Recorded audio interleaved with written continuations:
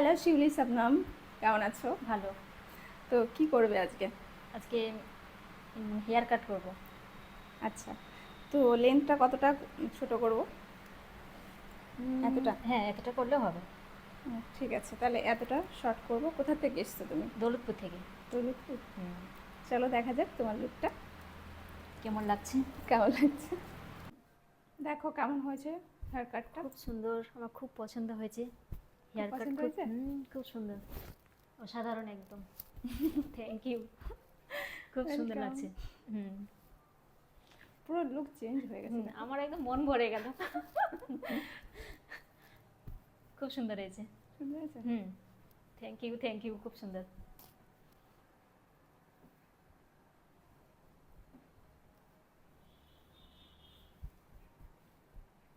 খুব সুন্দর লাগছে। খাতা কমপ্লিট।